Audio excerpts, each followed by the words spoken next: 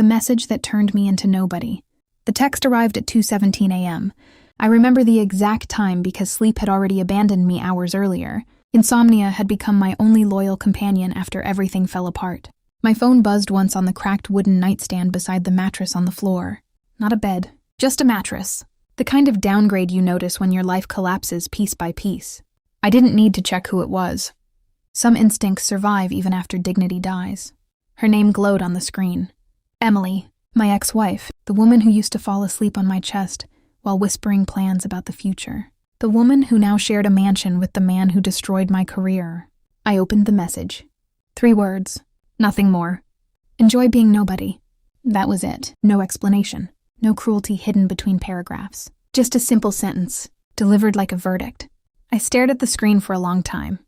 Not angry, not even surprised, just empty. 5 months earlier, I had been the senior operations manager at Grantwell Holdings, a respected position. 22 years of work, 22 years of loyalty. And then one morning, security escorted me out of the building like I was a thief. The order had come directly from the new CEO, Daniel Mercer, a billionaire, a man who married my wife 2 weeks after the divorce papers were signed. Funny how life arranges its betrayals. I lost my job, my house, my reputation, everything. Now I delivered pizza for minimum wage at 50 years old. The phone screen dimmed. Her message disappeared into darkness. I placed the phone down slowly. Somewhere deep inside my chest, something cold settled into place. Not rage, not pain, just a quiet understanding. Emily was wrong about one thing. I wasn't nobody. Not yet. The betrayal didn't happen all at once. It never does. It seeps in slowly, like water finding cracks in a foundation. Looking back, the signs were everywhere. But love has a strange way of editing reality. Emily started working late more often. At first, it sounded reasonable. New marketing campaigns, corporate meetings, industry dinners. I trusted her. Why wouldn't I? We had been married 24 years. You don't expect war from someone who once held your hand through funerals and hospital rooms. But the first crack appeared on a Tuesday night. She came home wearing a perfume she had never owned before. Something expensive, sharp, not the soft lavender scent she used for years. When I asked about it, she smiled too quickly. Just something a coworker recommended. The smile didn't reach her eyes. A small detail, but my mind filed it away. Then came the phone habits. Screen turned down. Silent mode. Late night texting. I noticed. Of course I noticed, but I said nothing. Because acknowledging suspicion means risking the truth. And the truth sometimes destroys entire lives. The real blow came 3 months later. The company announced a new CEO, Daniel Mercer. Young, brilliant, ruthless. The kind of man magazines describe with words like visionary and untouchable. Emily attended his welcome gala. She wore the red dress I had bought for our 20th anniversary. She didn't ask if it bothered me. She just wore it. When she came home that night, she looked different, alive, excited. I remember the way she talked about him. Too casually, too often. Daniel has incredible ideas for the company. Daniel thinks the market will shift next year. Daniel says leadership needs to evolve. Daniel. His name started appearing in our house more often than mine. Then the divorce papers arrived. No warning, no discussion. Just a quiet envelope placed on the kitchen table. Her voice was calm when she said it. I'm not happy anymore. 4 weeks later, I learned the truth. Emily had married Daniel Mercer. My boss, my replacement. 2 weeks after our divorce was finalized. 2 days later, I was fired. Life after humiliation becomes mechanical. Wake up, work, sleep, repeat. No dreams, just motion. Delivering pizza is a strange job for a man who once negotiated million-dollar contracts. But survival erases pride quickly. My car smelled permanently like melted cheese and tomato sauce. Most nights blurred together. Doorbells, tips, awkward smiles. And the occasional moment when someone recognized me. Hey, weren't you that guy from Grantwell? I would nod politely, then leave before their curiosity turned into pity. But the thing about losing everything is that it leaves you with nothing to fear, which means you start noticing things again. Patterns, conversations, small whispers inside your own mind. Sometimes during late deliveries, I found myself replaying the past. Not emotionally, strategically. Something about my father's death kept surfacing. Jacob Grant. He died 30 years ago. Heart attack. Sudden. I was 20 at the time. He had been a real estate developer, a small company owner, Nothing extraordinary, or at least, that's what I had always believed. After he died, the business disappeared quietly. No inheritance, no property, nothing passed down. Just silence. I never questioned it. Life moved on. Marriage, career, responsibilities. The past stayed buried, until one particular delivery changed everything. It was raining that night. Cold rain, the kind that soaks through jackets and bones. The address belonged to a quiet neighborhood filled with old houses and long driveways. I knocked. The door opened slowly. An elderly man stood there. Thin, sharp eyes. He stared at me longer than most customers do. Not curiosity, recognition.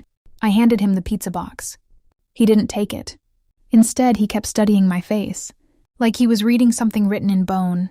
Finally, he spoke. Your name. His voice was quiet, gravelly. Michael Grant, I said. The reaction was immediate. A flicker in his eyes, a memory waking up. He leaned closer. Then he said the sentence that stopped my world. You're Jacob Grant's son. Aren't you? The rain kept falling behind me, cold drops sliding down my neck. I nodded slowly. Yes. The old man exhaled. Not surprise, more like confirmation. I thought so, he murmured. Then he stepped aside and gestured inside. Come in. I hesitated. But something in my chest had already shifted, the kind of shift you feel right before the truth rearranges your entire life. The house smelled like old paper and wood polish. The man placed the pizza on the table without opening it. Instead, he disappeared into another room. I stood there quietly, confused, waiting. A minute later, he returned with a folder. Thick, yellowed with age. He sat down across from me, still watching my face carefully. I'm Robert Hale, he said. The name meant nothing to me, but the next sentence did. Your father and I started a real estate company in 1982. My mind froze. That's impossible, I said automatically. My father ran a small business. It collapsed. Robert gave a tired smile. No. He opened the folder. Inside were documents, old contracts, partnership agreements, stamped signatures, and my father's name, Jacob Grant. Robert tapped one specific line with his finger. Your father owned 60% of the company. My heartbeat slowed. Not faster, slower, like my body was trying to absorb something too large for immediate understanding. He died in 1996, Robert continued. And according to the agreement, his shares transferred to his only heir. His eyes lifted. They met mine. That would be you. The room felt very quiet. Too quiet. There must be some mistake, I whispered. Robert shook his head. Then he turned his laptop toward me. A financial report glowed on the screen. The company name read, Grant and Hale Real Estate Holdings. I had never heard of it, but the numbers were impossible to ignore. Assets, properties, investments, decades of growth. Robert pointed to one final column. Current valuation. I leaned closer. My brain refused to process what my eyes were seeing. 10 digits, 9 zeros. I blinked. Still there. Robert spoke gently. The company is now worth just over $1.4 billion. Silence swallowed the room. Then he added one final sentence. You still own 60%. Power doesn't always feel like triumph. Sometimes it feels like quiet gravity. Heavy, unavoidable. Within 3 weeks, lawyers confirmed everything. The company had been managed by Robert. All these years under the original partnership agreement, waiting, legally obligated to transfer control if the heir appeared. And now, the heir had. News travels fast in financial circles, even faster when billions are involved, which explains why Daniel Mercer requested a meeting. Urgently. The irony almost made me smile. I arrived at Grantwell Holdings in a tailored suit. The same building security had escorted me out of months earlier. The receptionist looked confused when I walked in. But confusion quickly turned into respect once she saw the name on the appointment list. Daniel waited inside the conference room. Emily sat beside him. Her expression changed the moment she saw me. Shock first, then discomfort. Daniel tried to maintain control, but I could see calculation behind his eyes. Predators recognize other predators eventually. He spoke first. Michael, we should talk about potential partnerships. His tone was careful, professional, respectful. Funny how money rewrites people's attitudes. I placed a folder on the table. Not aggressively, just precisely. Emily looked at me. The same woman who once texted, "Enjoy being nobody."